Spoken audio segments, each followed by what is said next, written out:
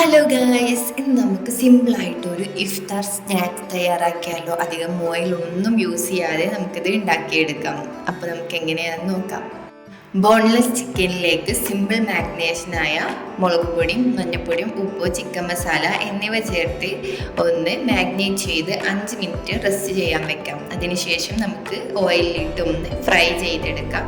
അതേ ഓയിലിലേക്ക് തന്നെ ഉള്ളി, ക്യാപ്സിക്കം, കുറച്ച് ഉപ്പ് കൂടി ചേർത്ത് ഒന്ന് വഴറ്റിയെടുക്കുക. പിന്നീട് ഇതിലേക്ക് അല്പം ജിഞ്ചർ ഗാർലിക് പേസ്റ്റ്, മഞ്ഞൾപ്പൊടി, ചിക്കൻ മസാല, കുറച്ച് ഗരം മസാല കൂടി ചേർത്ത് ഇളക്കിയ ശേഷം നമ്മൾ ഫ്രൈ ചെയ്ത് വെച്ച ചിക്കൻ ഒന്ന് ചെറുതായി കട്ട് ചെയ്തതിലേക്ക് ചേർത്ത് കൊടുക്കുക. കുറച്ച് ടൊമാറ്റോ കെച്ചപ്പ് കൂടി ചേർത്താൽ നമ്മുടെ മസാല ഇവിടെ റെഡി ആയിട്ടുണ്ട്. പിന്നീട് ഒരു ബണ്ണെടുത്ത് അതിൻ്റെ നടുഭാഗം ഒന്ന് കട്ട് ചെയ്ത് മാറ്റിയ ശേഷം നമ്മുടെ ഫില്ലിങ്സ് ഇതിലേക്ക് നിറച്ചു കൊടുക്കുക.